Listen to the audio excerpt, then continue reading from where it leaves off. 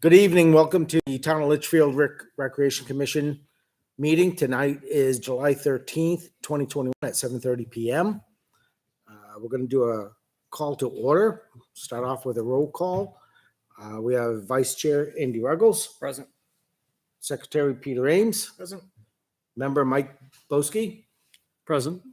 My name is Steve Ganning. I am the chair. Absent tonight is member Chris Burns, Selectman's Rep Steve Weber, as well as Andy Collins, who may attend a little late. They all have notified us previously that they will not be here tonight. We do have a quorum with 4, so we will move forward with our meeting. First thing is consideration of previous meeting minutes. I do not have any meeting minutes in front of me. I will have to go back through the previous meetings and determine what meetings we are missing and get that information to Mr. Matt Sullivan. Second one is public input. We are no longer virtual, so we do have a large audience in the room with us. Some people I recognize, I understand why they're here, so we'll start off first with facilities and field requests. Number 1 is Campbell High School Class of 2023 fundraiser, and that is use of the basketball courts. Seniors Michael McDonald, who is the president, as well as Olivia Ash, VP, and their teacher sponsor is Mr. Patrick Keefe. If you will please step up to the center table, get yourself on camera, You're speaking to Mike here. please. All right. So with this, they're coming forward asking for a fundraiser for Campbell High School Class of 2023. They are looking to utilize the basketball courts on Saturday, 8/21 and Sunday, 8/22. And I believe this will be an all-day event. So, Mr. Keefe. Thank you, Mr. Gannon. Thank you, everyone. So that is correct. We want to reserve the basketball courts for 8/21 and 8/22, basically all day for a 3-on-3 basketball tournament fundraiser.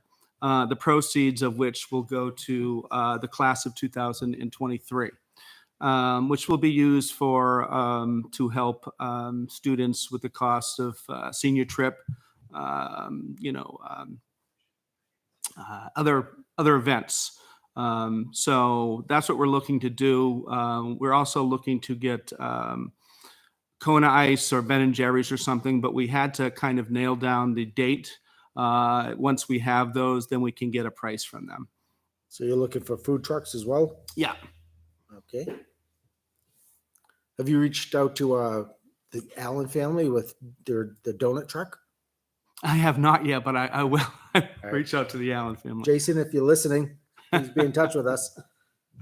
As long as Jeffrey's not there. Oh, okay. Just kidding, Jeffrey. He'll run from somewhere, I'm sure of it.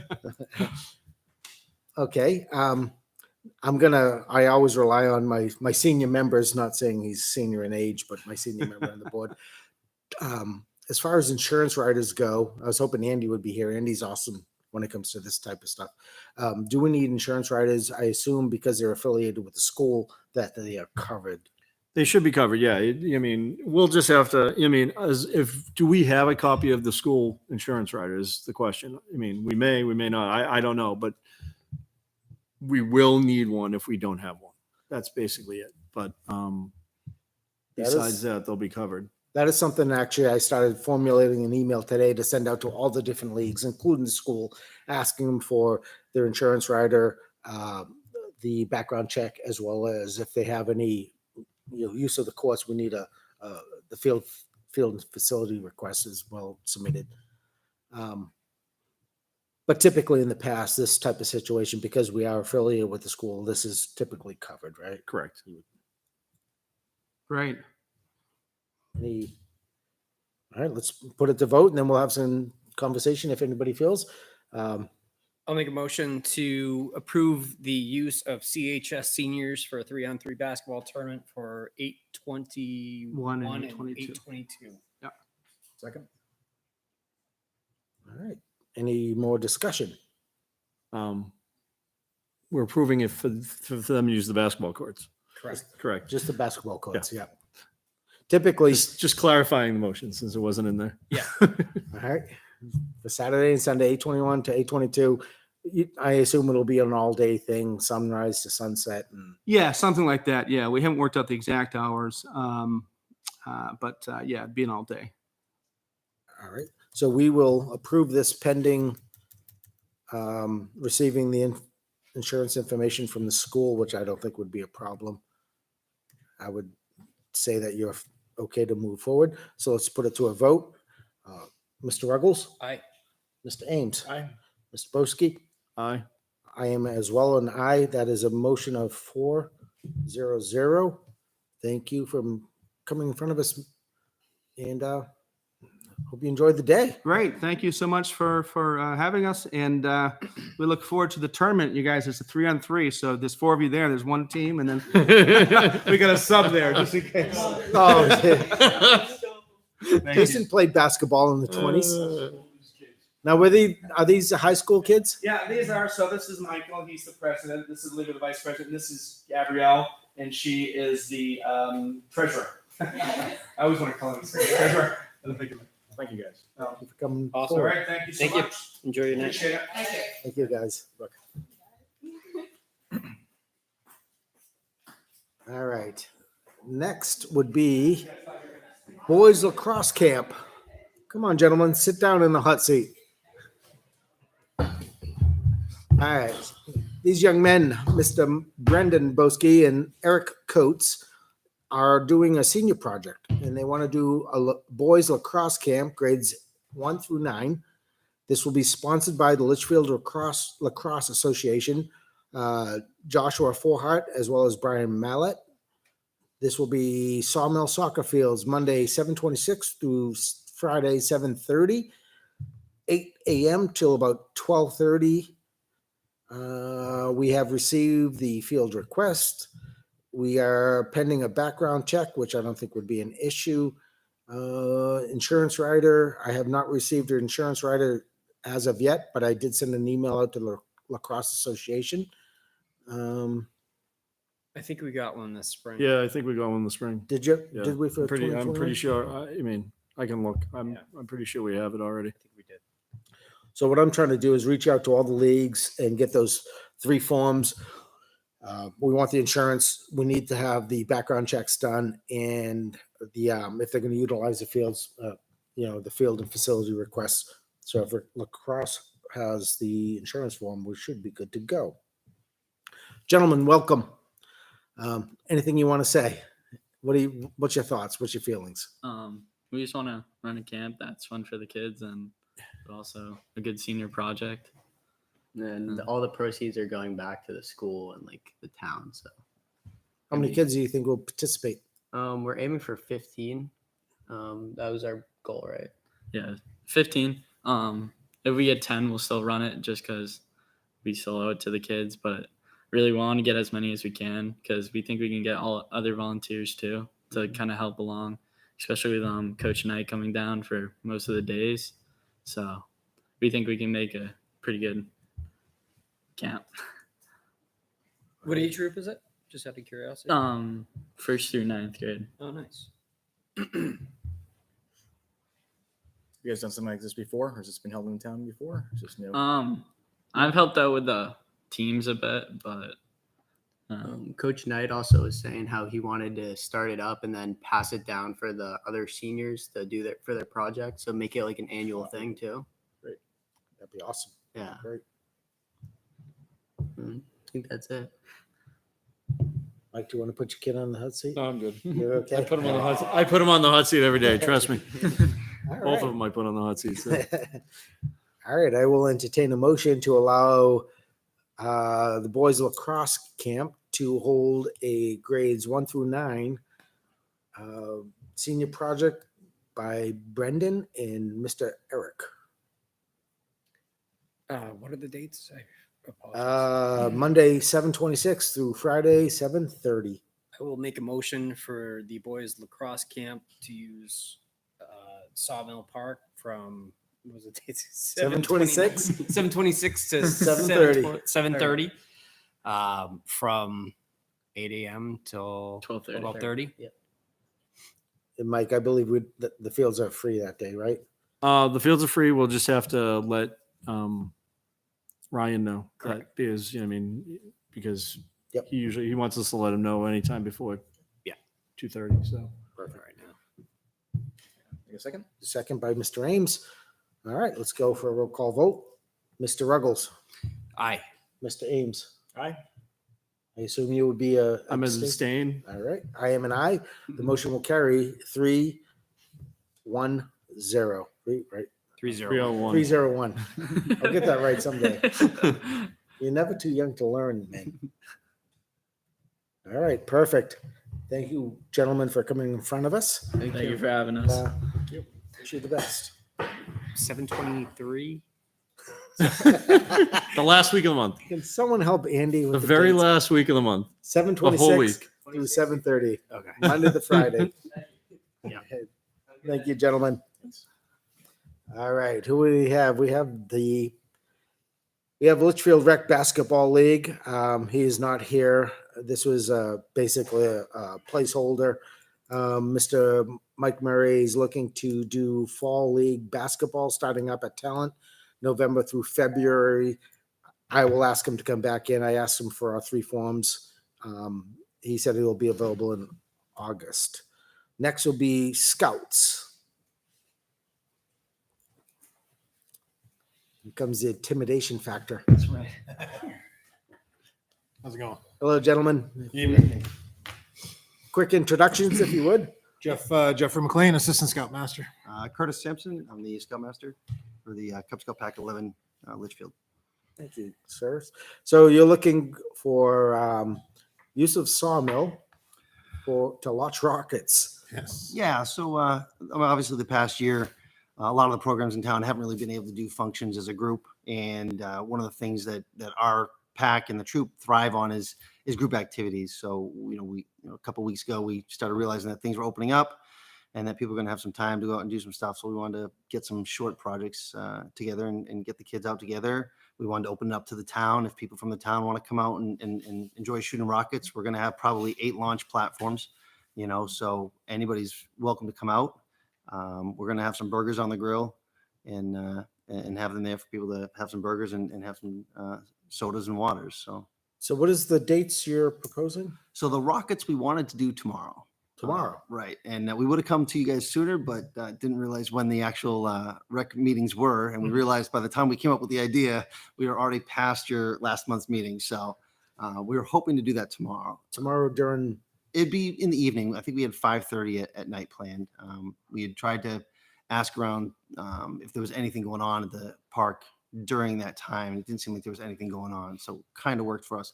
Because our scouts also have we're going to camp in a couple weeks. So we're trying to get everybody acclimated to doing the scout stuff together. So. okay. So we haven't officially received a request form, but that's something we could definitely work with you. When it comes to sawmill, I always refer to Mr. Michael over here.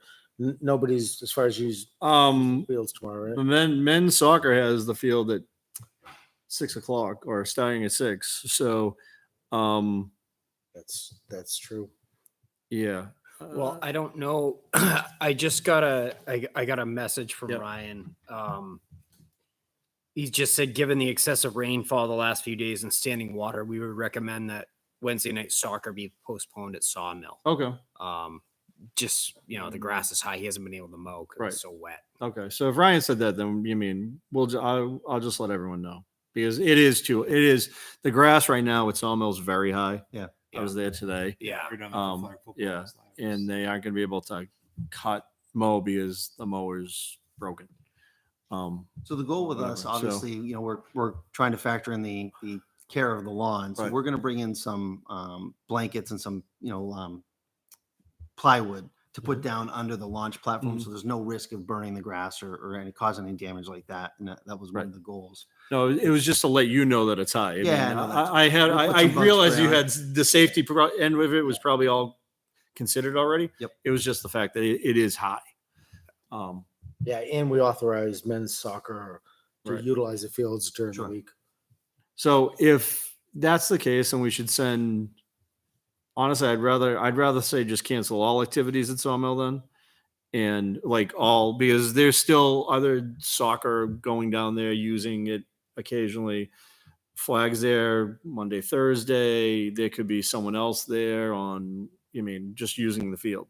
So, I mean, I'd say we just close it down to all other activities. And if, you know, the weather holds off and it's fine, then I don't see a problem Right. I don't either. doing it. Just one quick correction. He does have mowers. It's strictly Right. is the I'm water sorry. right now. Yeah. It's tough. Putting a lawnmower down there, now you're just gonna dig it up.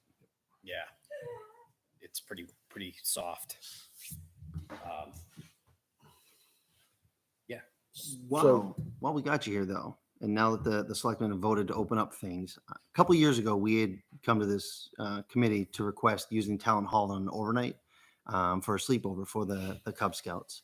We didn't get to do that because that year, March, COVID came around and kind of stopped everything. So we are looking to see if we can't get permission for that again. And something else we wanted to do and open up to the community was, we would ask that August 27th, we could utilize Town Hall overnight for a sleep out for the Cub Scouts. But the following day, the 28th, we were actually going to open it up to the community to come in and do Pinewood Derby cars. We do that with the Scouts. You just get to make a neat little wooden car and you race them down. And we were going to do that, offer to the town to come down with their cars. We weren't going to have any specs or anything. Just come on down with your cars and race and have a good time. And we've also got something with our council organization where they bring down a bow and arrow van and they set up the area to do bows and arrows. And we were hoping to do something like that and figure out exactly how we can do that logistically. But Yeah, we're trying to get like a big recruiting event kind of right before the school year starts because the Cub Scout program follows the kind of the school year for the age groups that they drop them in. So if we can do something August time frame, it's kind of keeps everybody on the same level.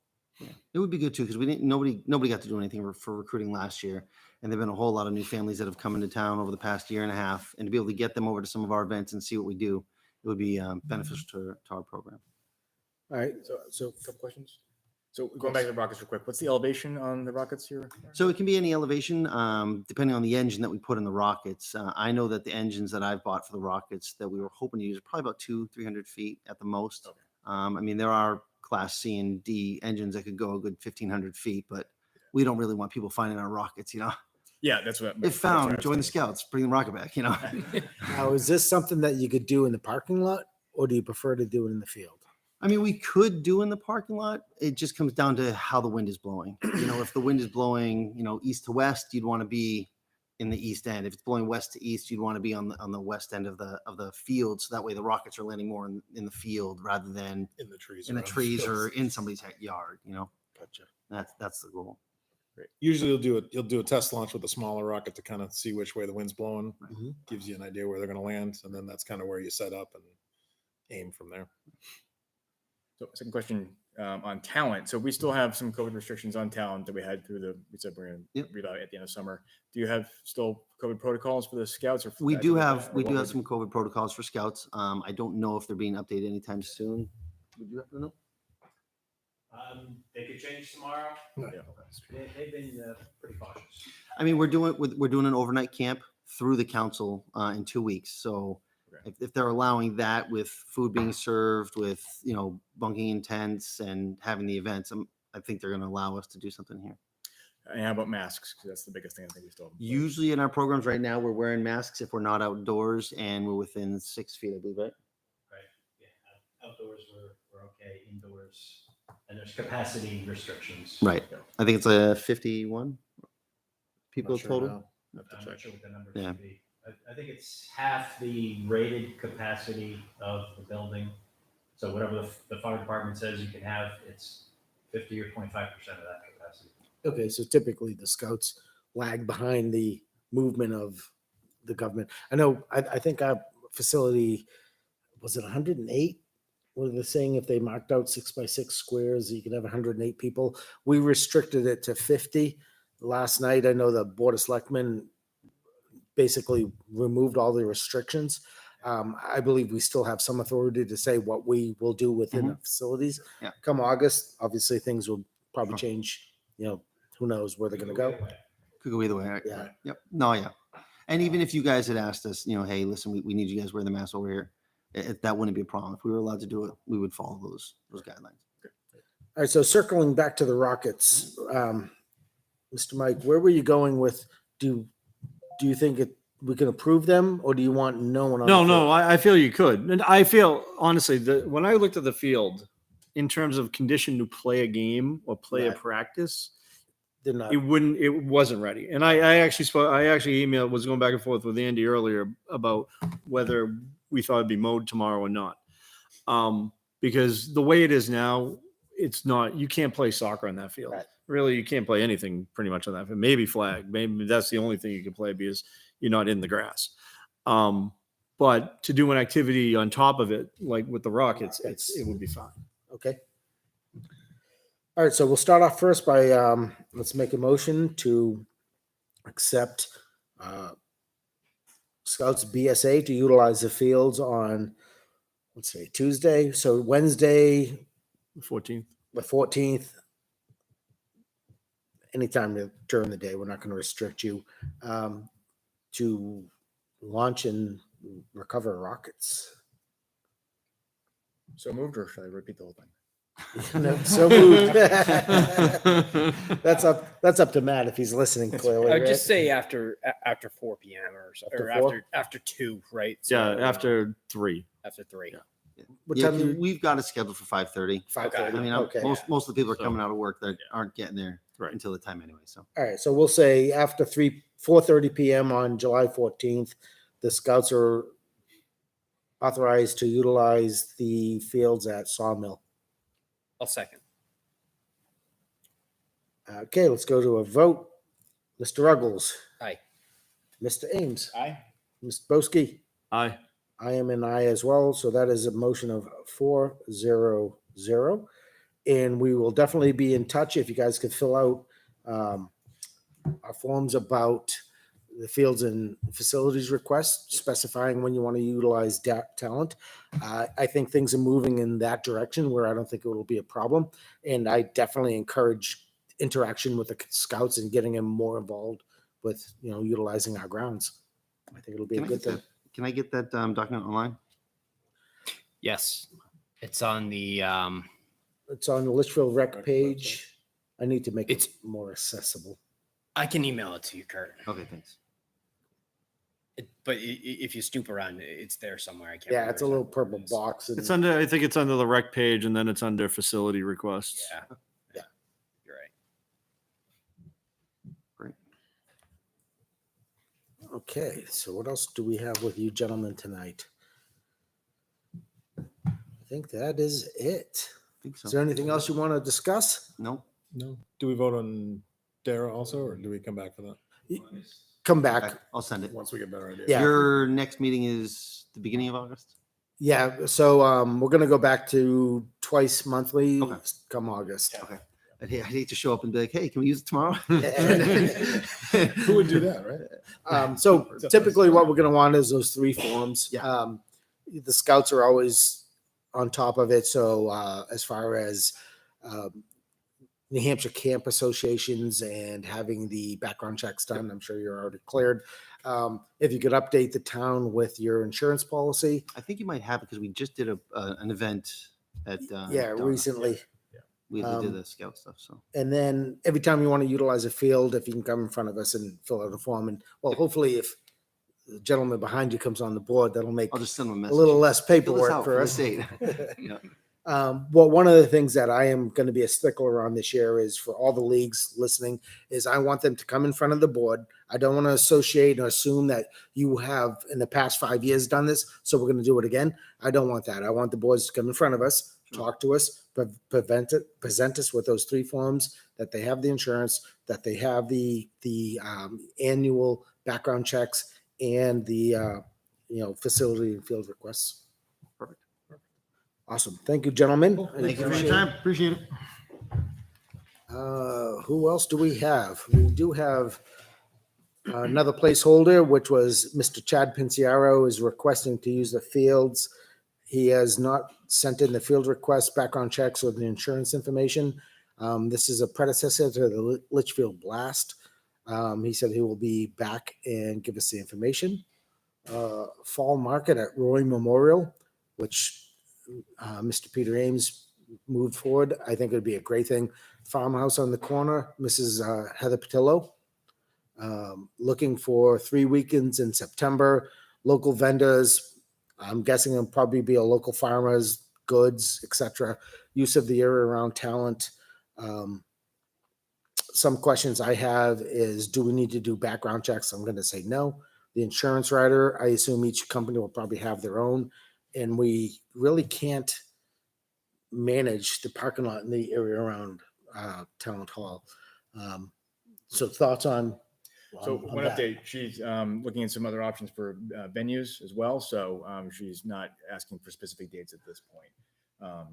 So a bit of a change there, but I told her, it's something that we would want to still talk about if things change and she comes back to us with a more timely request, just further down in the summer, that is, that we kind of may have some additional thoughts about that. But, I certainly am supportive of it and would think that we would want to do it. I mean, farmers market is generally is pretty much what it is. It would be for profit, but it's a great, thing for the town to have access to that. So I don't think that's a concern. Conflict with sports, I think we can keep it off the fields, where it needs to be in conflict, and hold it at the same time. I don't think would be too much. So we can come back to it when we have more specific dates, but I just want to put the concept out there to see if there were any additional questions or concerns, but I was glad Heather raised it. I think it's an awesome thing, as well as I mentioned to my wife, and my wife, she got excited thinking we're gonna have a farmer's market at, Talent and Dara, and, whether it's farmhouse in the corner, or we could have McQuestion there with their farm goods and Estes, and just, a nice, open up the facilities around the park and have people come in. Were you thinking that last comment? Were you thinking it could be held at the same time as sporting events? Potentially. Parking would be the biggest issue. Parking, there'd come you September, wouldn't it's have gonna enough room ramp for up. parking. It'd be a nightmare. Like, you'd have people up and down the side streets or whatever. At the high I mean, school, walking over. that's probably what you need to do. You'd probably have to clear it with the school and make sure there's not a school event that same weekend, which in the fall with sports. When does typically fall sports ramp up around beginning of September? Well, I mean, at Dara it would be fall softball that you'd have to look out for, or fall. I mean, that's really what happens. And I don't know how much fall softball happened last year, or typically they have it every year. Usually it's one day a weekend, I think, but I'm not sure it's every weekend. I'm not even sure how much they did it, or if it's rotating. I'm not sure if they've been, numbers have been all over the place the last couple of years as the school numbers go up and down. So, if the last couple of years they didn't have as many as they had before, then you weren't running just teams in town. You were, switching off with like a Hudson or, another local town playing. Or if they do have the numbers, then they're, probably like 4 teams playing each other down there one of those mornings. So, we'd have to, honestly, I'd say we'd have to ask softball, like what their plans are, and Yeah, just maybe clear a it with little, them. maybe a little overlap, but if you have like a full like overlap of that day, there's going to be some issues parking. Gotcha. Yep. So I appreciate you being here, because I'm not aware of those. I guess I would call it historical events, but that's a valid. Fall sports starts ramping up. So if we could work with them and make it, if they do their sports on Saturdays, maybe the market will be Sundays, but if there's overlap, that'll be a concern. And where you'd have the market itself, you could go around Talent, you could go in Talent, depending on it. Even at that point, down, not on the basketball courts, but down by the basketball court area too. If you're trying to not be on the fields or be on the court itself. Right. Yeah, that's my picture. It would not be on the fields. It would be in the parking lot. Well, not even the parking lot, the perimeter. But then parking still becomes an issue. You could run it legitimately. There's enough room, depending on how big booths are or whatever. You could run it along the 2 sides of the access road going down to the pond. And how many? Right. How booths are many? you Yeah. talking? Are you Right. talking Exactly. 10 or 50? Right. All right. So we will have to address this and figure out what our fall sports program is going to be. But I like the idea in general. I think it'd be an awesome thing to do in town.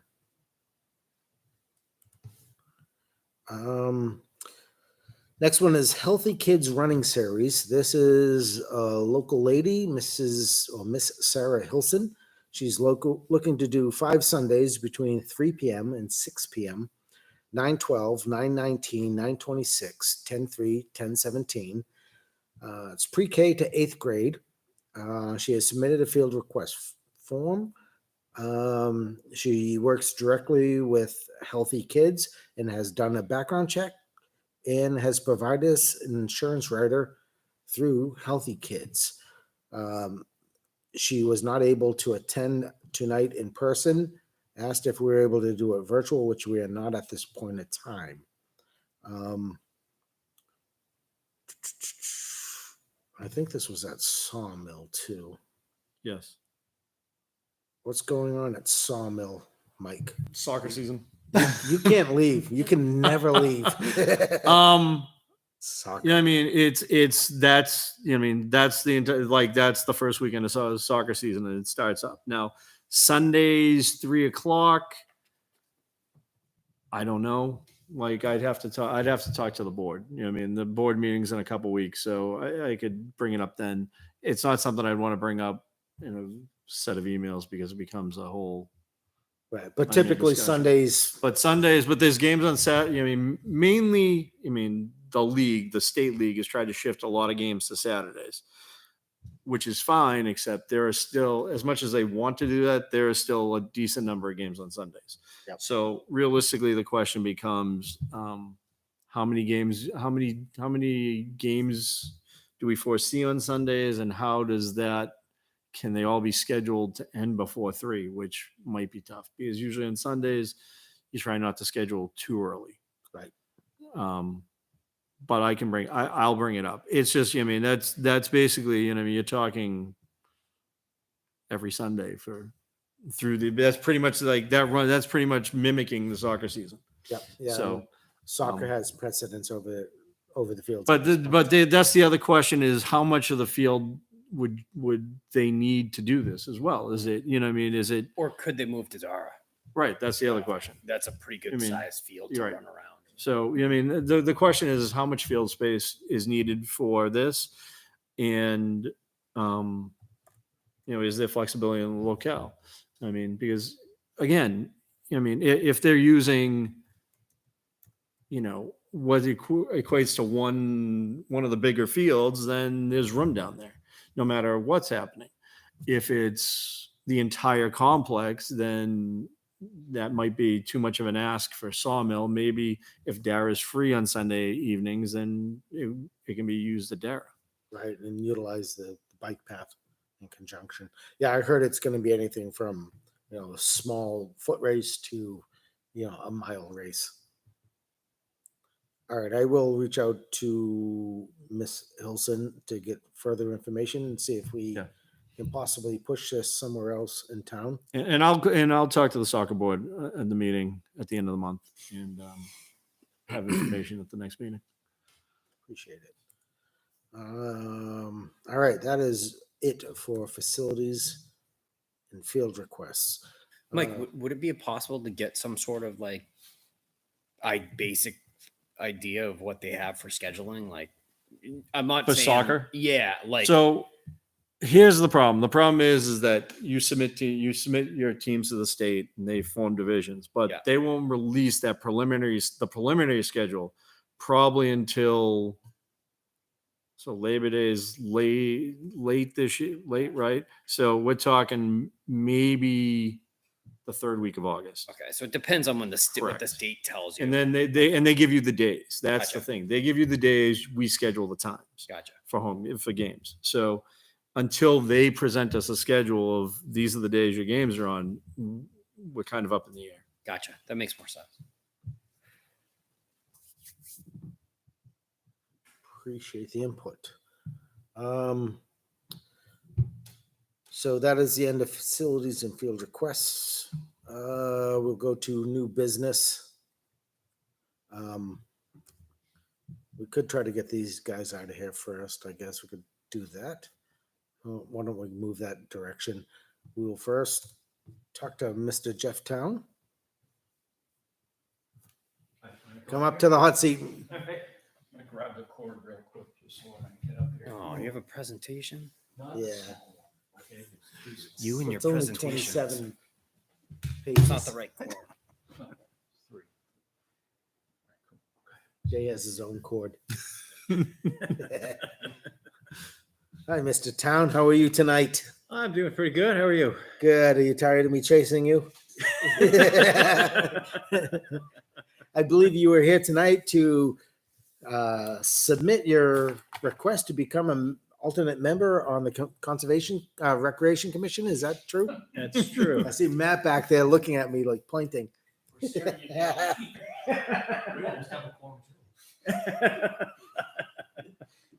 Yes, that's true. I think you would be a great addition. As you saw, we were talking to the Scouts BSA earlier about all the utilization and how I just think the Scouts would be a great fit into recreation and a tie into conservation in being able to add so much more. And I think having you on the board, we could pretty much cut through the chase, cut through the middleman, and work with you directly on utilizing the fields and the facilities and helping conservation along the way. That's something you're willing to step up to do? Yeah. All right. I believe you have already submitted your application to the town. Yes. All right. Anybody want to ask? I know where I stand. I'm good to go. I reached out to you previously as well, so I'm glad to see you here. I think you'll be a great addition. Yeah, we're welcome your involvement for sure. Never refuse help. That's been the motto for a while. So I assume, knowing your background, knowing your association with the Scouts, knowing that you have I'm an IT guy by trade. My whole career has been in information technology, and you are as well. I think you'd be a great fit. I think hopefully you could help us with our web pages and just utilizing, our IT infrastructure and moving things forward. If that's something you're willing to step up to do, are you familiar with I can work on that. WordPress? Very little. But the web tools Right. they're all the same. They just call different. They all do the same thing. Right. Anything else you'd like to contribute to this conversation? Not at this point. Well, we'll just see how it goes. All right.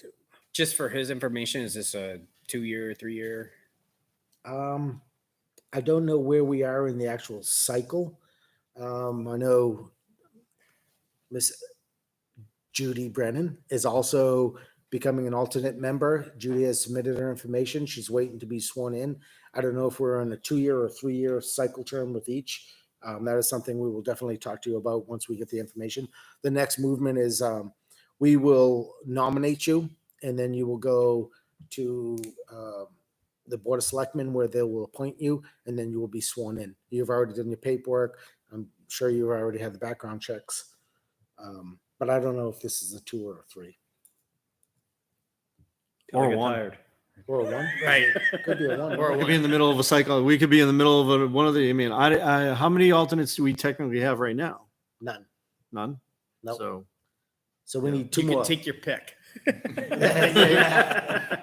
the trial period. Yeah, a year. Does this end next March? Yeah. Maybe I'll go for that right now and see what happens. So there's a race between Matt and I. We're trying to fill up who could fill the board the most.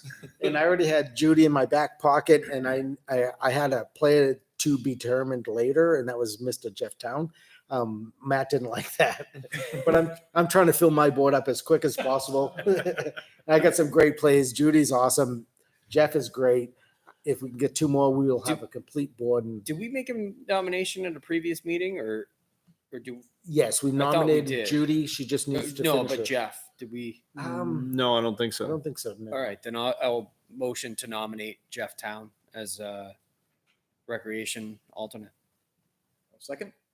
All right, let's go for a vote. Mr. Aye. Douglas, aye. Mr. Ames, Mr. Boski, Uh, and I am an aye. 4-0-0. Thank you, Mr. Town. I think you'll be a great addition to this board. the next motion will be, next movement will be to, I'll send an email to the Board of Selectmen, and I think they just need to appoint you, and then you just get sworn in. So you Okay. don't have to come back and get sworn in by somebody in the front office. All right, sounds good. Do you have any questions for us? I feel like we just pulled you in and didn't allow you to talk. Yeah, I learn more when I don't talk. Awesome. Thank you for being here, sir. All right, thank you. All right. We could hold Jay and Matt to the end, but I won't do that. So next would be, I know why Jay is here. I don't know exactly why Matt is here. I assume Matt's for fishing derby. Fishing Derby and the Nest at Darrow. Oh, come on up. We got the nest out there. I'm gonna try to waste Jay's night. Good evening, everyone. For those who don't know me, either in the room or watching on TV, my name is Matt Lepore. I'm the chairman of the Litchfield Conservation Commission. So there's been some murmurings over the last roughly 2 months about getting the fishing derby back going again. And I had spoken with Mr. Gannon regarding maybe this being a joint rec conservation thing. And at our July meeting, we had a member of the public come in and we discussed the fishing derby again. The conversation was really positive. There's a lot of enthusiasm, it seems, to get this back going again. We even have a sponsorship from Bass Pro Shops. The member of the public, I believe, is going to be working on a dredge permit to basically pull out the dense vegetation in the portion of the wetlands where the fishing derby had been held so that they can stock the pond again. So basically, we decided that we were going to move forward with doing the fishing derby next year, and we want to see if Rec would be interested in being involved in it. So, if anyone has any questions on that? It's pretty I like quick. the idea. I know when I came onto the board, that's one of the things I was definitely interested in. I did pursue some of the information. I was in contact with one of the fishing, I want to call him a vendor up north. Mhm. And the conversation I had with him, he recommended that we kind of split it up. Mhm. We can still have it where it was. I didn't know about the visitation limitations. He recommended that we mix the species, and then maybe we do it where we have 3 different sizes. So we do a small, medium, large. I think he said a smallmouth bass, maybe a largemouth. I don't remember exactly what he said at the time. Mhm. And then we could have the derby based on that, where we could have largest to smallest, different species, etc. Having the involvement with what's the gentleman's name? Paul Lemire. Lemire and his association with Bass Pro, I think would be great. Having Mr. Jeff Town on board with the Scouts, I think would also be a wonderful addition. I do know that some of the issues that we had before is private land and just the lack of respect to the private land. So that is something that we will definitely make sure that we police heavily and that we just won't tolerate it. Sure. Yeah. I think we should limit it to an age limit so we don't have parents fishing.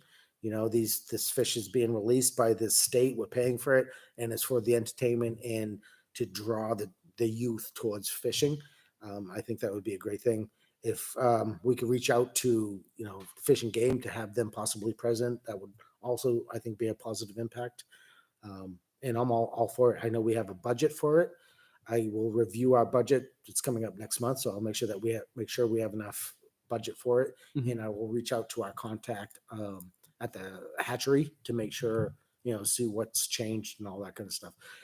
Last time I talked to him, the fish prices have gone up substantially since when Joan was doing it, to be expected. I think he figured it was around 12 to 1,500. I don't know. This was pre-COVID. I don't know what COVID's prices have done to fish. Who Mhm. knows? Could be $5,000 fish. It's all up in the air right now. Yeah. Everything is. But I'm all for it. Now, what I have learned is we should do it in early May. They like to be in cold water. So, we'll have to figure out sometime in May. Some people say Memorial Day is good. Some people say Memorial Day is bad because families have, other priorities or other things going on. So I think we should focus around May, and I think it'd be great to work with the Conservation Commission on that, as well as the Boy Scouts. Okay, awesome. So I'm not sure how we want to set up communication, whether you want it to just be between the two of us, or if Rec wants to appoint a liaison, and then we can kind of do it that way, kind of in the setup leading to next year. But otherwise, that's what I have. We'll on the appoint 15th. Steve. Yeah. Absolutely, yeah. I'll set one out. He sounds like he's the host. I second the motion. Question for you, just on licensees. Is there it's like a tournament license, right? You can go to the state that covers participants, so they don't have to get a daily license. Is that right, or do we know what? I believe if they're under 16, they do not require a license. Yeah, you're correct. But for parents that do assist, they might not be fishing, but having been in the tournament, you do have to get in, for your little kid to help out. So there's that may require a license in just a normal fishing situation. I would just wonder about that, or if there's a way to sell, 1-day tickets there or something like that. Yeah, that's a good question. I'll look into that. Maybe we could license them the day of. There's ways to do it, but as I recall, I think there's something the state offers for this type of scenario. Certainly for the more formal, like an actual bass tournament, but for this type of stuff to make it easy. I'll pull. I'm sure we have files back in the other room regarding how we did this in the past, and I can see if we can have some of those questions answered. And I'm sure there's a history there, so we'll check that out. Now, typically, we've done it on, not DeRocher, what's the lady's name? Duchamp. Is it Duchamp? Is that the name? Duchamp's Okay, yeah. property in that field. And it's a nice gentle slope to the water, but should we change it up? Maybe do it at Parker Park? Yeah, that's a good question. Because if we did that, then we could get around the dredge permit and all that. But yeah, I'm not too sure. Is there a I'm sure you pond? could do it at Park I don't know. Is there a pond there? because there's no pond there. The fish will get dumped in and go into the river. You swimming in the Merrimack in 20 minutes. I live on Nesson Brook, and I was told that they do stock the brook, They but do. I don't know how quickly they go from one end to the other. I see a lot of heads shaking like, what are you, crazy? Yeah, no, they do. They do stock it. They actually stock it right at Parker Park, and people do go fishing down there. Who knows? Years But, ago, yeah. it used to be at Park Park. I don't know what I'm talking about. I just, I have pictures of dumping them in at St. Francis and having the kids at the river access, and when they come through, they throw their line. Cast down their net. Netting. So I assume It's time that they dump the fish in. Right. No. So I assume at the Duchamp property, it's almost gated off where the fish can't swim out of the pond. It's been a long time since I've been out that way. I'd have to go walk it and actually see what it is. But I think we've done it for the last few years that we had been doing it. It had been done there. Again, I'd have to double check. Does he need any support from Conservation or Recreation on getting that property or his property dredged? I'm not too sure what's involved with the dredge permit. That might be a possibility related because it's going to be done for this event. I'll talk with Mr. Lemire and see how he's doing on that process and where the state would like him to move with that and if we should give input. Okay, Don't think it would hurt, but I'll check. we're willing to help out and step up if need be. Mhm. Turtles. Yes. So a couple weekends ago, I got a report of a turtle laying some eggs at the beach at Dara Pond. So that's something we do. We've done for the past few years is that we actually will take reports from citizens if they either have a turtle laying eggs on their property or on public property. They'll let us know, and we'll usually document that there was turtle out there. We'll assist them with doing a report to Fish and Game if it's endangered, or maybe even take some steps to protect the nest if it's believed that there's some human or predator risks to it. So I received one a couple weekends ago up at the beach at Dare, kind of towards, I don't know if it's towards the east side. I don't know if anyone has seen it out there, but I did mark off the nest with tape, put some signage, and then I put some mesh over the nest. I'll be taking that mesh off this weekend. And that barricade to keep people off of it will probably need to stay up for a good few more weeks. So this weekend, you expect the hatchlings to start surfacing, No, that's going to be several more weeks. but out. okay. So the mesh is just when a turtle lays its eggs there, that nest for like the first couple of weeks is like a scent and it's more vulnerable to being Okay. excavated by a predator.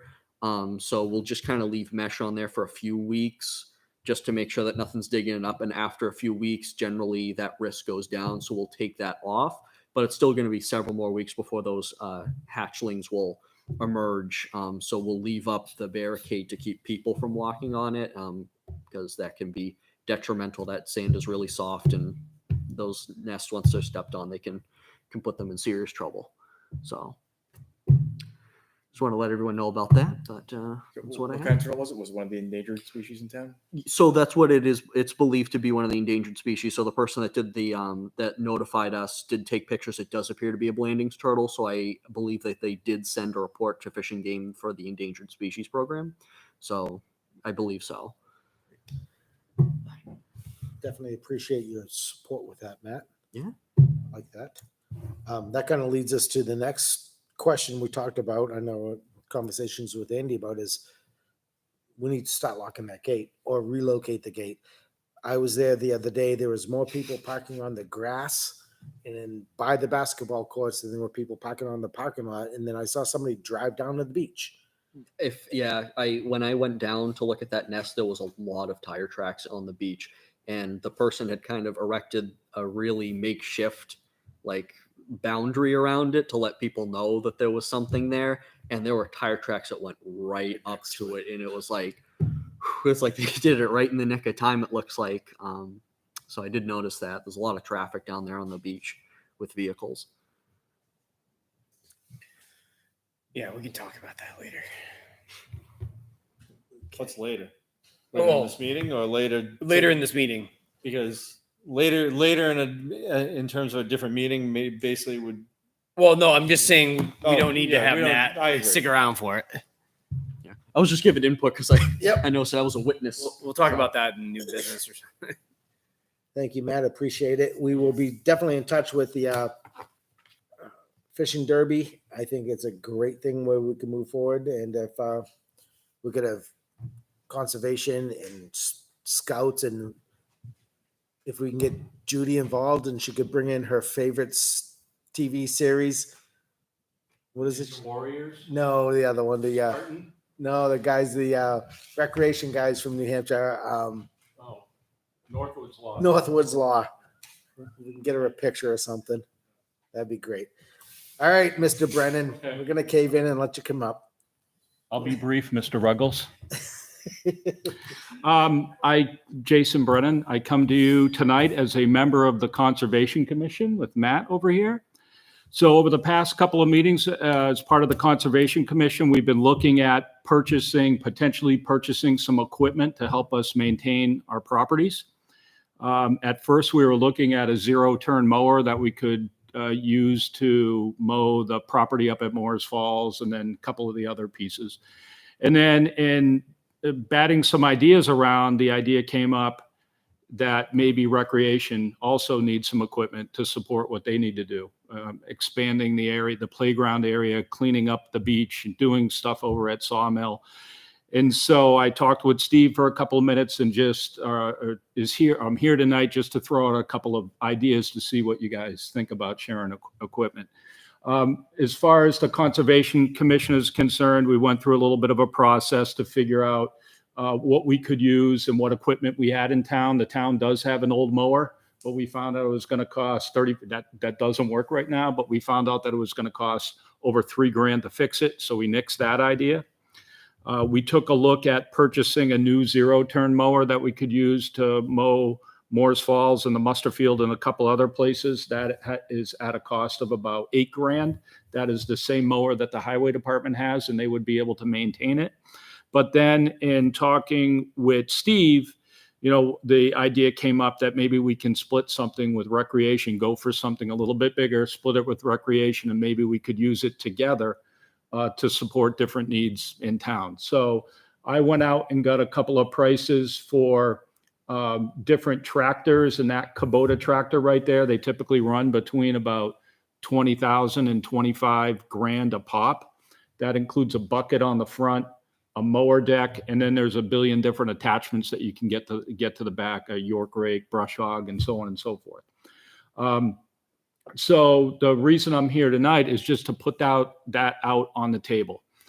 The Conservation Commission does have access to conservation funds that could be used to support this purchase. And hopefully if we can work out a deal where you split it 50-50, we can use our conservation funds to do that. I did a little bit of research on your behalf, not to get into your business too much, but you guys do have impact fees. And I think there is over $100,000, if I'm not mistaken, of impact fees in the impact fee account. It's to be determined whether or not we can use impact fees to support this type of purchase, because those are tagged monies that are for expanding recreational, facilities. There might be a spin that we could put on it. I did look at the 2008 capital plan, which the impact fees were set on, and there's a bunch of bullet items in there from 2008 and to up to 2014 that state a bunch of little projects at Dara Pond about expanding the playground, expanding the beach, doing those types of things. So maybe there's an outside chance that there's a tie there. So I'm here tonight just to provide you with that information and maybe get the board's input on that. So my thought with this, I think it would be a great asset to us. Off the top of my head, the things I think we could do with it is Judy's going to become a member of our board. Judy's into the Spartan races. Judy has a lot of friends in town that like to do the adult fitness. So if we could create a perimeter around Dara where they could have an adult recreation course, where they could do their CrossFit, they could do, swinging from chains or whatever else they like to do while the kids are playing sports. I think that would be a great asset. The Boy Scouts could also help us utilize and create fields or trails around that as well. If you look at Corning Field, there is the perimeter out in front of the shack that is nothing but overgrown weeds. So can we utilize this to expand that area and make it a picnic area where you can have picnic tables? Sawmill, the perimeter of the fields are covered with logs and sticks and branches by the tennis courts. Can we expand some of that area? John Bryant River access, we have that gorgeous piece of land in front of the water that you can't sit on because it's just overgrown. So can we expand that into sitting areas? And that's my thought. And then also the other thought is going towards landscaping and cutting our grass. We split our recreational maintenance into basically two, where you could have a professional landscaper maintain the fields, and then maybe we can utilize something like this. Shouldn't be talking about maintenance because that's what it's not supposed to be for, but maintain the scrub grass and the areas that a professional landscaper does not want to cut. And we could hire a part-time or a summer intern, or like Londonderry does, they hire retired gentlemen to cut the grass, and that'll be a perfect area to utilize something like this. We had 30 yards of bark mulch delivered at Dara. Yeah, and there's probably 15 left to spread. 15, and I spent 5 hours with my own utility vehicle trying to spread it. This would definitely help the situation. Putting in fences, just general. I think it would be a great asset that we can expand our utilization. I agree. I mean, it would be great to have something like that. My only concern with having something like that, well, there's two concerns. Number one is who's going to be responsible for maintaining it.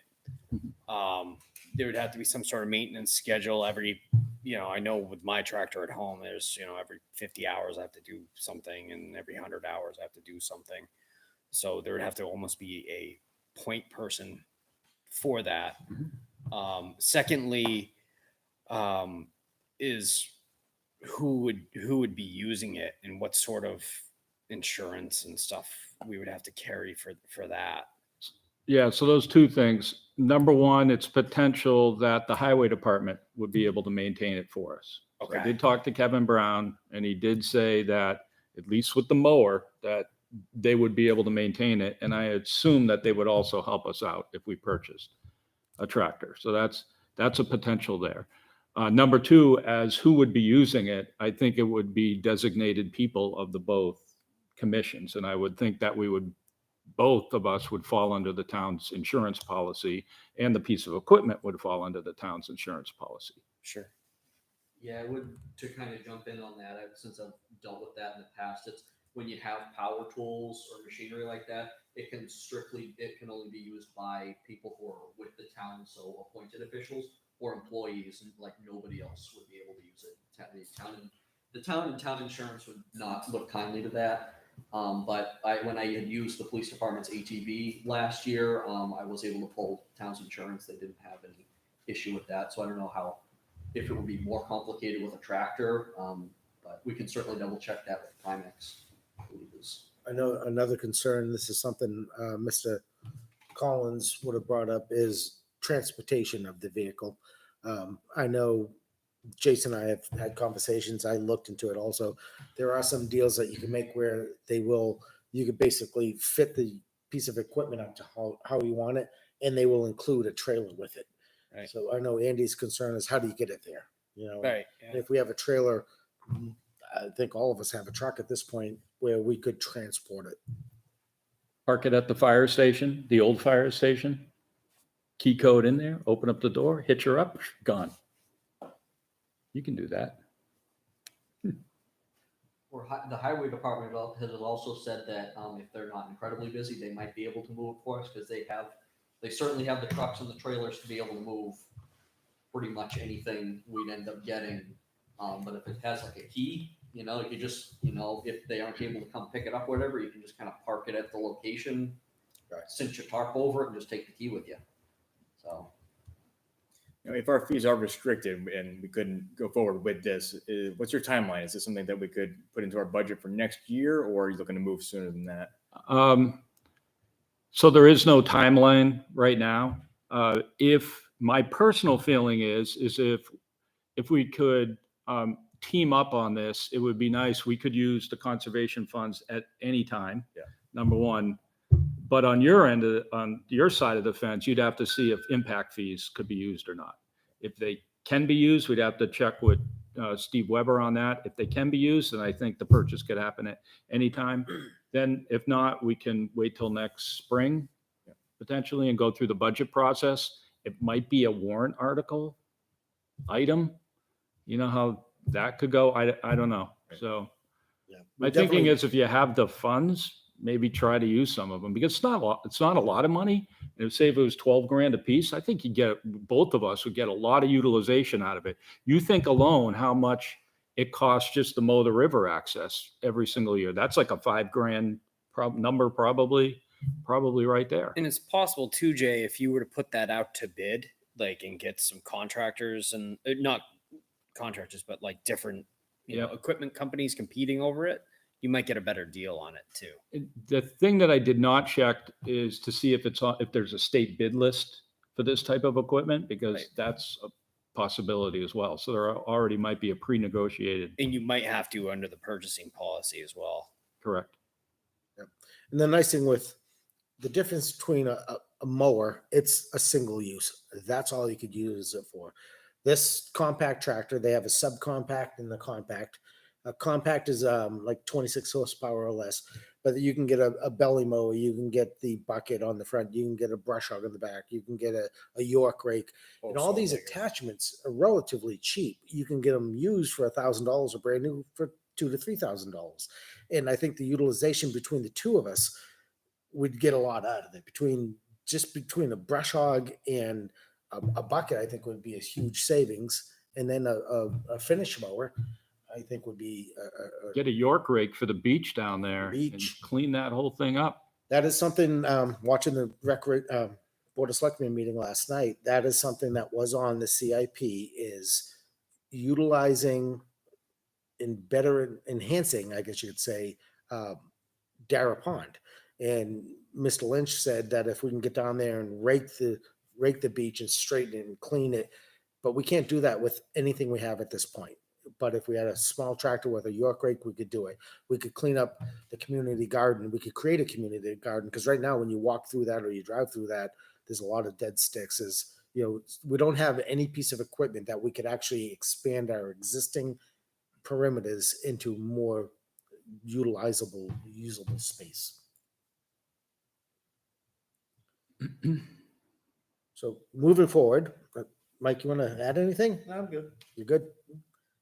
So moving forward, the question would be, and this is something I'm working with our admin, Mr. Troy Brown, is can this fall under impact fees?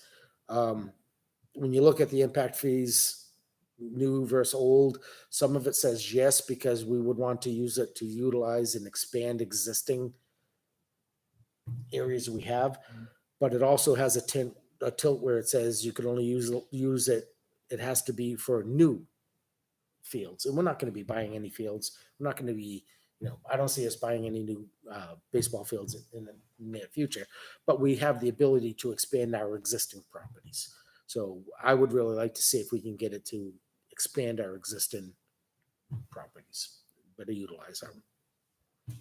And if that's the case, I think we have over $100,000 in impact fees for the Recreation Commission that we do not simply utilize at this point in time. And $15,000 or less is a small drop in the bucket. So maybe what we do is investigate that and then come back to the next meeting and see, then you guys will at least have something that you can make a decision on. So let's put it to a vote to, how do we want to phrase this?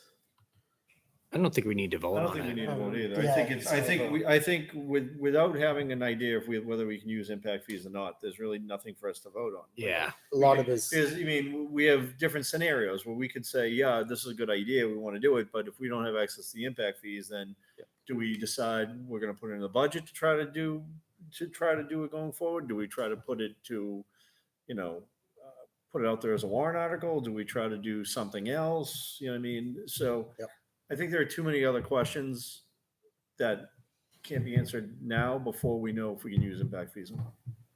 I think the situation is a little bit more unique for us because we had a warrant article that passed, I think it was in 2014, that expanded the use of that fund that takes in impact fees so that we could use it for a lot more than just strictly land purchasing. So that might be why it's a little different between conservation and recreation. Impact fees have definitely a stricter guideline around what you can and can't do. Cool. Thank you for meeting with us, Jason. Appreciate it. The last thing we have is Talent Hall and our restrictions. I don't know if anybody else watched the Board of Selectmen meeting last night, but last night they voted on removing all restrictions in all town facilities, hence the removal of the plastic guides as well as the U shape. I would assume this impacts Town Hall directly. I would also think that as a recreation, we could override that and push back.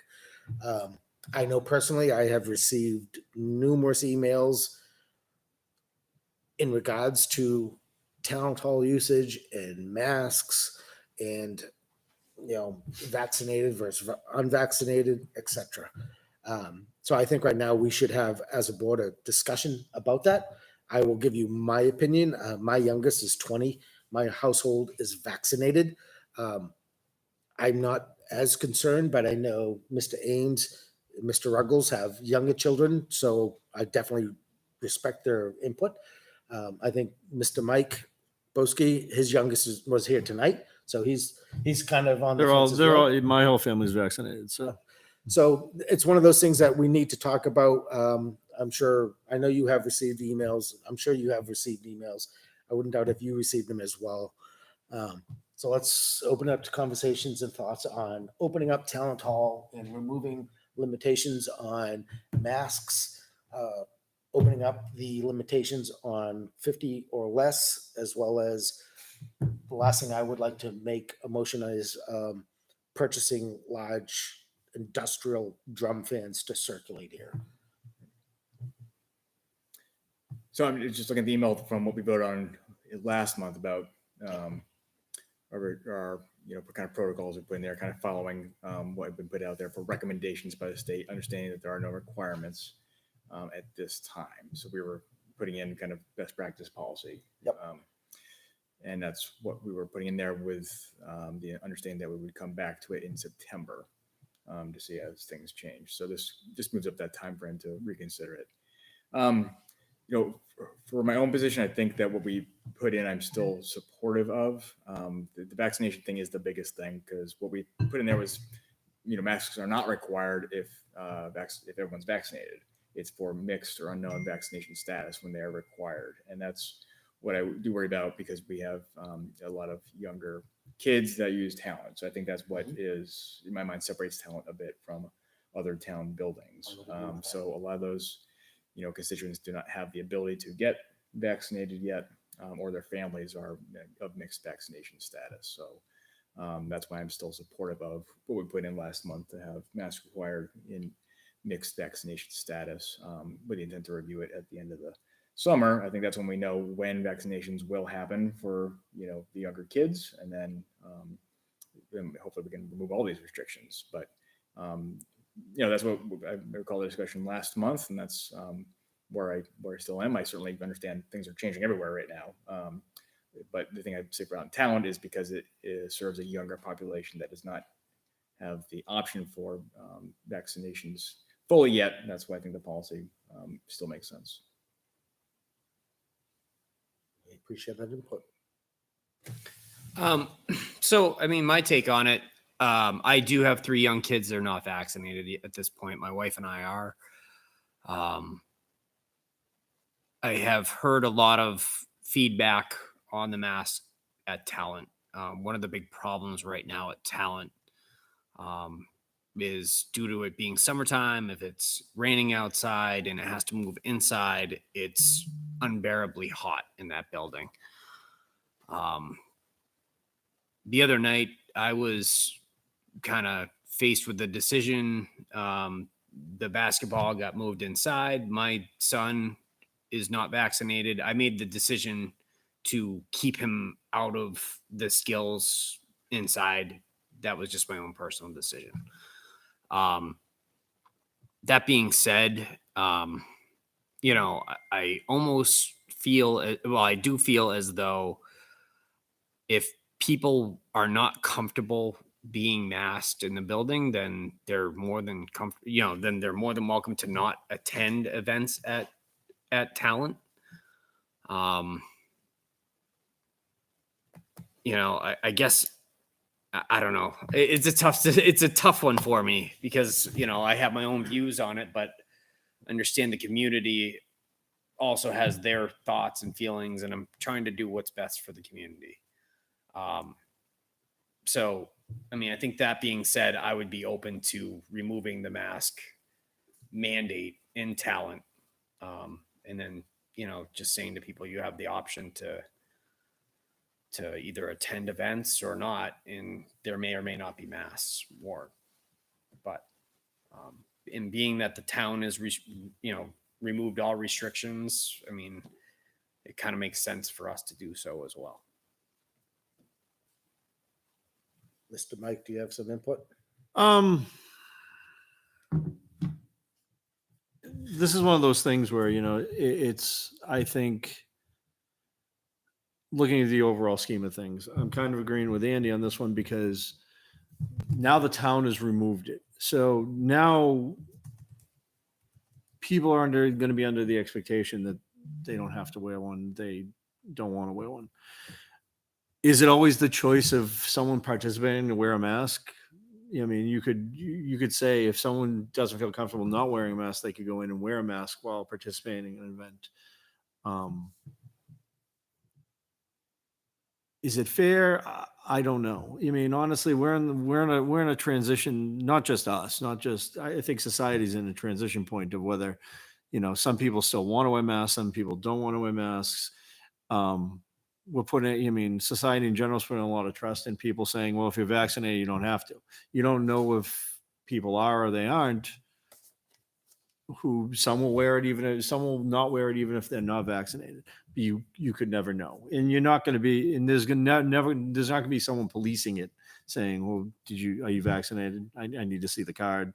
You know what I mean, if you don't, then you gotta wear the mask. So you're kind of in a catch-22, especially inside talent, where it is hot. It does get overbearing in there at times in the summer. Even if it is raining outside, it just means it's more humid out inside. The fans, I mean, we had 2 fans. I don't know where they went, or we always used to, there always used to be 2 fans running in there. But I mean, at this point, with it being closed, they may have even been Pickleballs fans for all I know.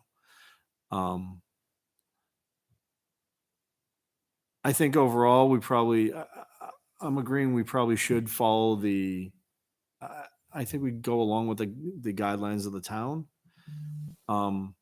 However, I still don't think we open up talent to full capacity either.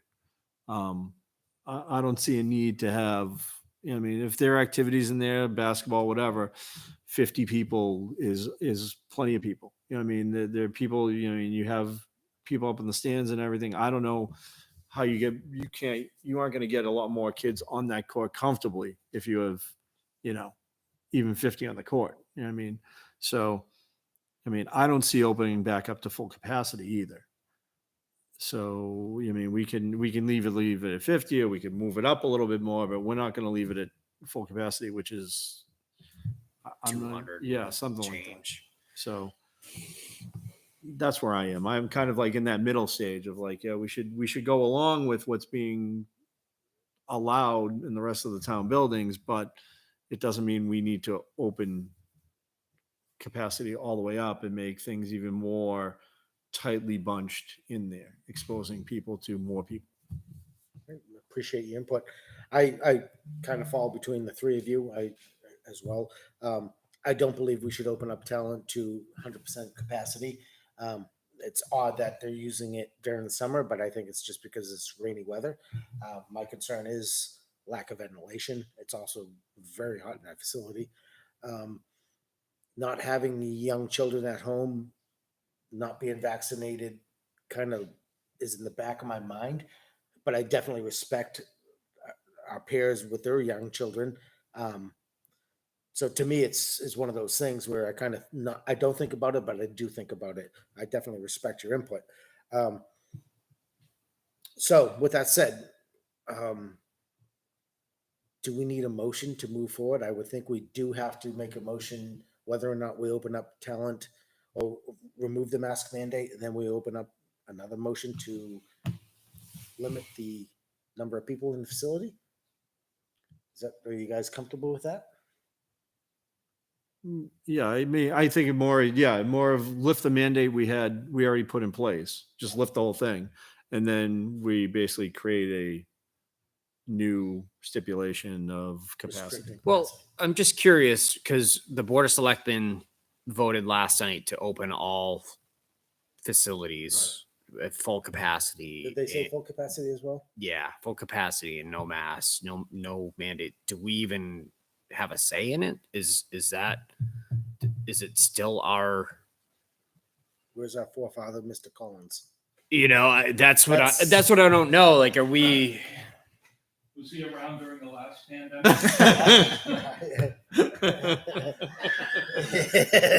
I do not know. That is a concern. That's something I thought of last night when I was watching the Board of Selectmen. They opened it up when they say it is open to the town. Yeah, it's all town buildings, and that's a town building. Do they have who has the upper hand to jurisdiction as to what we do in our own facilities? I don't know the answer to that question. I'm literally asking. I'm personally okay with opening up mask mandates just for what you said. It's up to the parents. If you do not feel comfortable, do not let your children, you govern your own children. I do not think we should open it up to full capacity as well, because I think I don't need to see 300 little kids running around there and then, Here's the thing. We were under whatever the town guidelines were before, and we still came up with our own guidelines that superseded the town guidelines. Good point. So why wouldn't we be able to do the same Like we legitimately we're in charge of the recreation facilities in town. So if we decide like we're saying, well, you can use talent or not use talent. So you mean we could blanket say, well, you just can't use talent. Can't use We're talent. not going to approve use of it, and that would remove end to that it, too. yeah, But we aren't doing that, but we can say you can use talent with the stipulation you can only have up to so many people in it. Should we increase it to 75? I think the fire department said square footage is like 108 if everybody was within 6 feet. I would think 50 would be You want to keep it at 50? reasonable. Alright. Yeah, I mean, it's 50 people and there's still a lot of people. I saw it the other night. Okay. All right, so we'll go with two motions.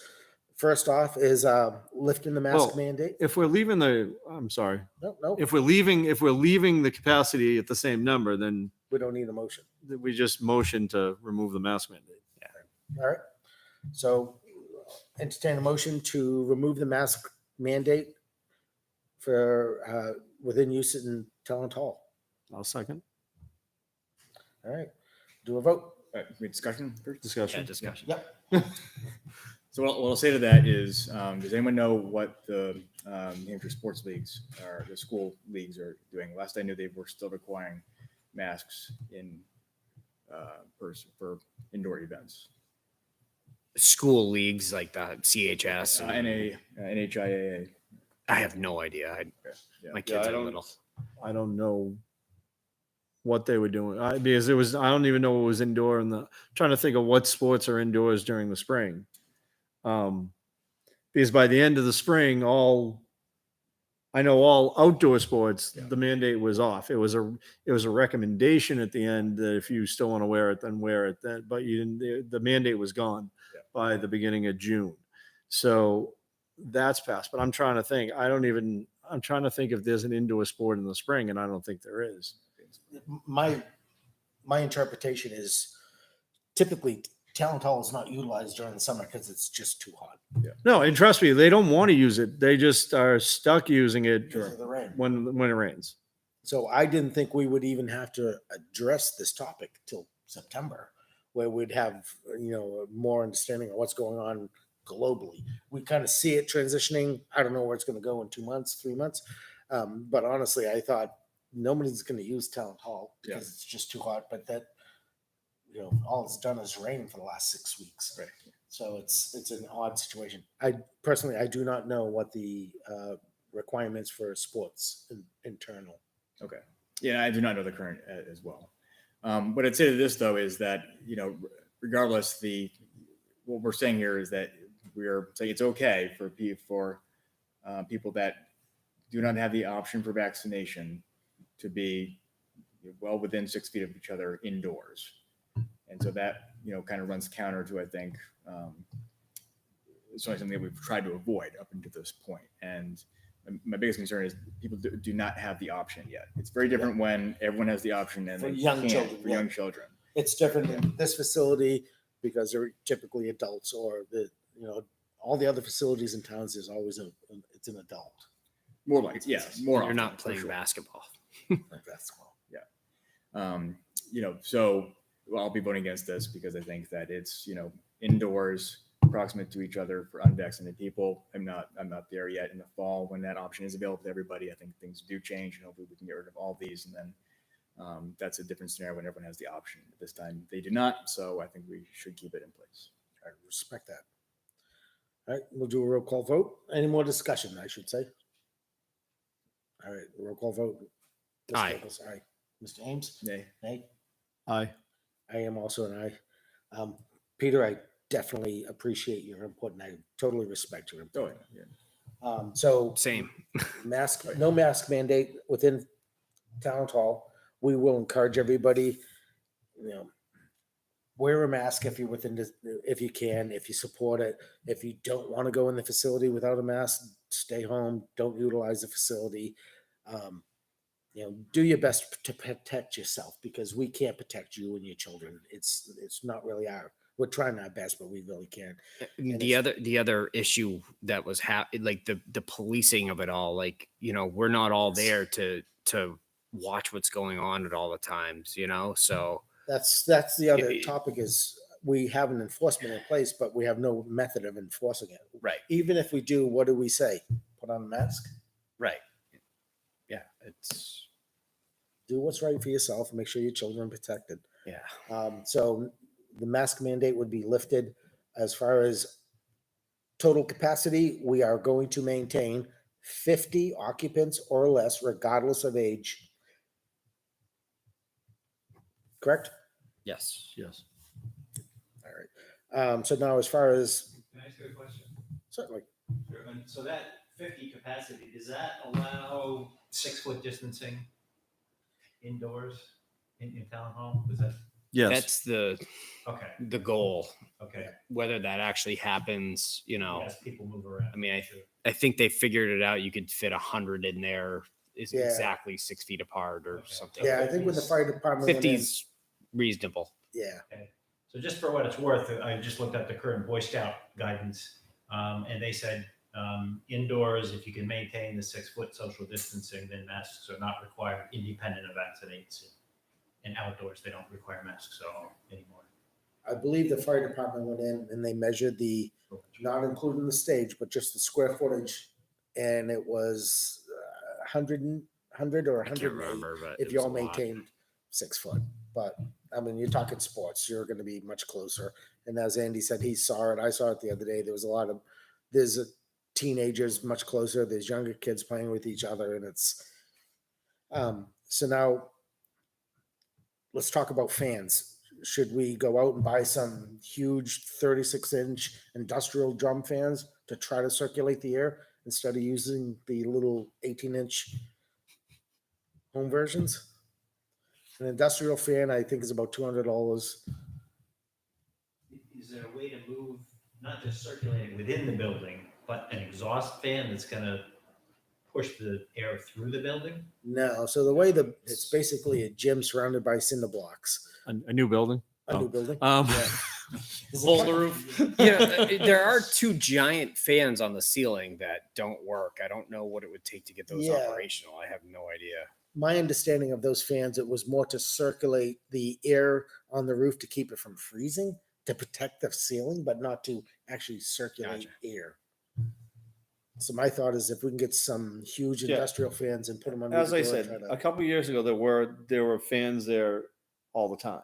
So I don't know where they went. They might have been pickleballs. I mean, they might have been one of the other organizations. I'm not sure, but I mean, realistically, we should have.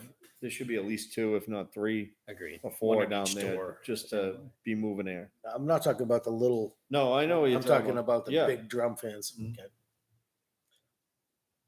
All right, so should we make a motion to purchase 2 industrial fans? I'll make a motion to purchase 2 industrial fans for Talon Hall, for use at Talon Hall. Maximum of $500. Yeah, sure, $500. I don't know how much they I'll cost. second that. Any discussion? All right, we'll do a roll call vote.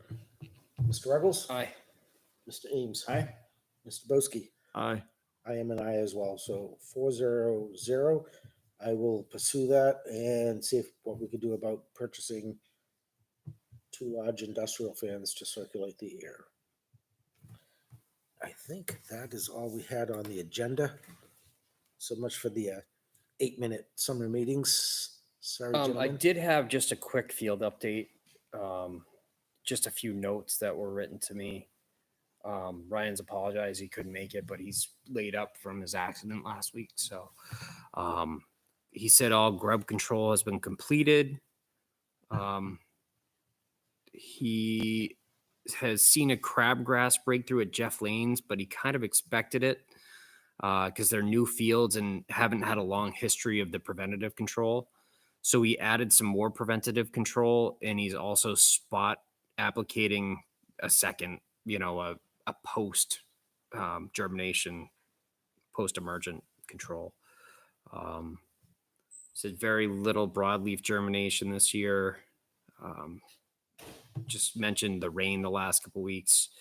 So it's been tightening up as mowing windows combined with high relative humidity and overnight temperatures. The fields are saturated, and It's like a perfect time for like, disease to start coming up. So he's trying to wait until it's dry to cut stuff. That's one of the big things he has to worry about. And soil testing is going to be coming up in the next couple weeks. Actually, we did have a couple more, but we'll put them off to next week. And that's the new trash disposal contract. It's a good contract, something we have to renegotiate, I think, from our standpoint. We're going to get 3 small 4-yard dumpsters at Corning, Jeff Lane, and Sawmill. Jeff Lane and Corning already have where the dumpsters are, and it's the same company. I think they'll stay. Sawmill, where do you think it should go? Towards the right of the outhouse? So where the outhouse is right now, it could be like that. I don't know. That used to be off to the side. Yeah. Where it should be probably off to the side of that, like along that tree line, and like one side almost on the fence, and like the back on the tree line Okay. there in that corner, right where the outhouse is. Would they be able to get to it with a large trash truck? Well, depends on where. See, at that point, then I'd say move the outhouse to the other side of it where it used to be. Right. But that would at least give you the dumpster and then the outhouse, and you should be able to pull directly in there and grab the dumpster. Can you go down and just put an X or Yeah, I something can. just to mark it? I can. Next year, I think what we should do is, and this is something we talked about, is to prevent the outhouses from being tipped over. I'd like to build some square footings of concrete Right. with some U-bolts, whatever it is we have to, so that at each field, we don't have the tipping problem. tipping problem. The other thing is vandalism at John Bryan and cameras. That's something we will talk with Chris about. And the last one, this is something that I don't know if you guys were home during the July 4th holidays. I know I had a house full of people and we were all trapped inside. And I thought, wouldn't it be nice if we had someplace to go just to do something like play cornhole or play basketball? And it made me start thinking about, can we just open up Talent Hall as an open gym on those scenarios? We've all been trapped at home with our kids in the rain. This guy's camping all the time, so he's out of the question. But it's one of those situations where what can we do going forward where we can say, come on down to Talent Hall, we're going to have an open gym. Mm-hmm. Do we have to worry about insurance? What do we have to, how can we manage that going forward? Right. Discussion for later. Yep. We can't jam that in now. No, that's why. What I do want, what we should jam in now is The gate. locking the gate at Dara. Yeah. Now, mind you, this is a battle that I've been fighting for years. Like we were locking it a few years ago, and I don't know what happened. The lock disappeared. No, the somebody chain got cut it. cut. Yeah, Somebody somebody cut it cut off the and chain. So I mean, there's a problem because again, the traffic, when they paved from the entry from the street through down to the down the pathway down, basically halfway down to the pond, that became okay. People just want to drive. So that gate is open. When that gate's open, people are just driving in there. No matter what you do, they're still going to drive in there. Yep. And honestly, you show up there at any point in the day. Like I used to show up at times. I try to show up at like 7 a.m. so I could shut the gate before anyone would get there. And there were people at the park or people whatever already with cars down by the park, and you're like, how do you do this? Like, so there has to be. We have to figure out a way to lock it off. Yep. And lock it off, and then figure out the boat issue. Either you giving people a specific, again, this is almost like talent. You're giving people specific codes, and they're allowed in and out, and it might have to become a mechanical, even mechanical arm, where you punch in the code, it opens, and then it closes right away, and then when you're coming out, it'll open up again. Because Well, if we get the tractor, we can build a boat access somewhere else. Next to Mike Cahoon's house. So now we do have, I think it was like $2,500 in the budget to relocate the gate. Now, my thought would be, and this is something I talked to I like the police being able to patrol the perimeter of Talent. Mhm. So if we could move the gate further down, are we just moving the problem? Probably. But if we move the gate closer to where, I guess, where the dumpster would be and have more of a swing gate that we could lock, that would allow the police to patrol Talent and in and exit. Yeah, I think you're then you're gonna have people just going in there to park anyway. Right, people, so And still that's- people just park all the way Yeah, in the there. It doesn't grass, matter, people like, still- the thing is where do you cut it off? How do you Right. cut it off? Yeah. How do you cut it off? Wouldn't that at least help with the safety issue? Because I think the biggest safety issue is down by the basketball courts, the playground, the beach. It becomes a safety issue when people start parking up and down the sides, and now there's no room for people walking up and down. But now if you have people up and down the sides, and then people pulling out at the same time, Yeah. that becomes an even bigger safety issue because now you get trying to a lane of traffic trying to go with walkers. So you believe tough. the gate should stay where it is at? I believe the gate should stay where it's at. Like, and this is something the chain isn't going to work.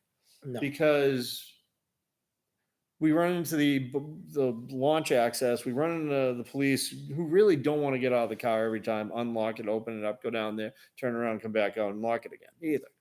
So realistically, and I know this is not even close to our budget, is that a temporary fix is to get a lock, but a realistic long-term fix is to have something that you basically card into or punch key into that opens and even closes. I completely Garage door agree. opener and.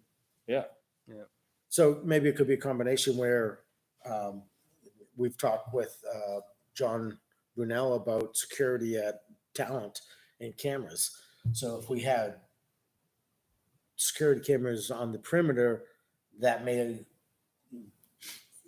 the police do not have to patrol as much because then the gentleman or lady sitting in the other room can monitor the activity around the building.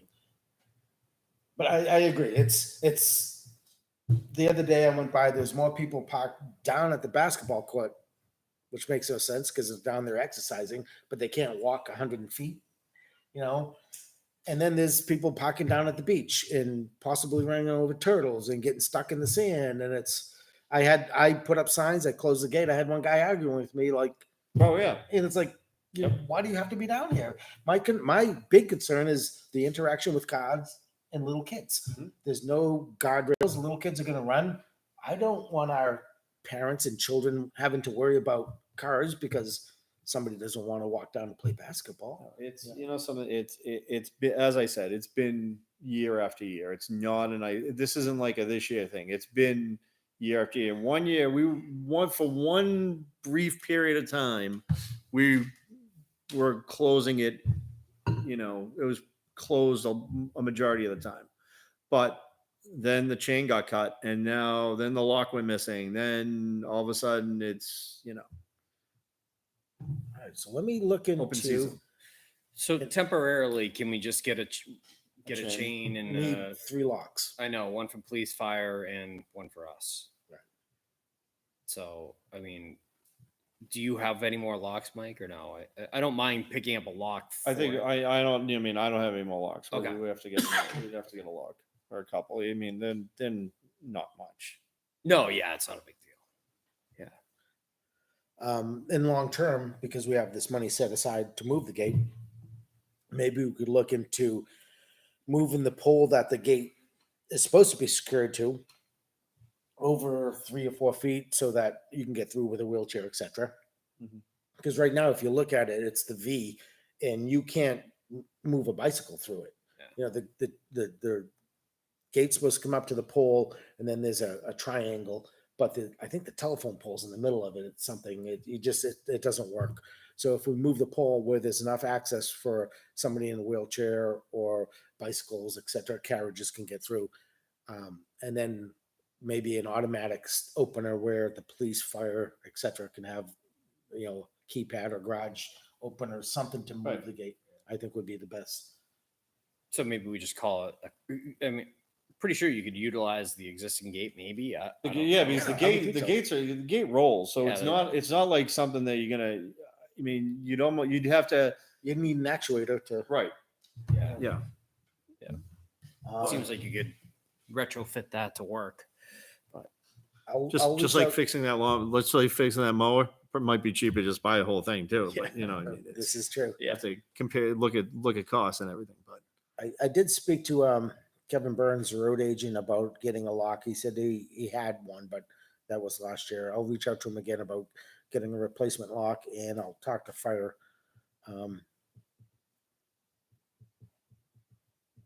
And then as far as the lock, I could probably get the same thing that we use at all the other fields, just a combo lock. Just the right? combo lock works. You know what I mean? And honestly, you want the combo lock with the little key that goes on the side to change it, because there are the locks, and I made the mistake last time where it's a lock where once it's open, you can push in and change the combo and then lock it. And like, Yeah, you lock yourself what out. it was, I'm like, someone could go down if they knew the combo, like someone leaves it unlocked, which has happened plenty of times.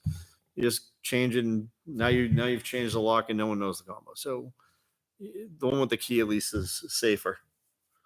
All right, so we all agree that that gate should be closed. All right, for the general audience out there as well, if the gate is closed, do not open it. We do not want you driving there. It's for the protection of your own children and your local residents. All right, I think that is all we have. Moving forward, I know we talked about this. We're probably going to have to eliminate this individual monthly meeting in July and go back to two. I think that's the only month we have, right? Last year This was it year. June. June. July? We had June too. Not this year, I don't think, did we? Yeah. We only had one meeting in June, which I honestly, I think the one meeting in June is the tougher part. No, I actually think one meeting in June is tougher than one meeting in July. I think we have so much now because we didn't have that meeting in June. Yeah. And I think because of COVID, things are just, Yeah. shifting and now. I mean, I think July is usually the month where, once things are approved at the beginning of the summer, once they're approved for the summer, people don't start coming back for new approvals for things again So until. is our next meeting August. August? Yes. Oh, okay. So we only have one this month. Right? Is it? Yeah. All right. And as I said earlier in the meeting, I'm going to start sending you messages out to all our different leagues. If you guys could also voice the same thing. Every year I want them to come in front of us so that we know who's using the fields. What are they doing? Do we have your updated licenses, your updated insurance policies, your updated background checks, everything that needs to be in place for 2020, 2021, 2022. So we're not guessing about what's going on. And then finally, we still need to figure out some kind of calendar for the fields. I know I like the baseball configuration with our fields. So maybe we could work on that. All right. That will be it. Let's, can I have a motion to adjourn? I'll make a motion to adjourn. Second. Second by Mr. Ames. Mr. Ruggles. Give us Aye. Mr. Ames. Aye. Mr. Aye. Boski. I am a aye as well. Motion carries 4-0. Thank you and good night. Steve. Bah.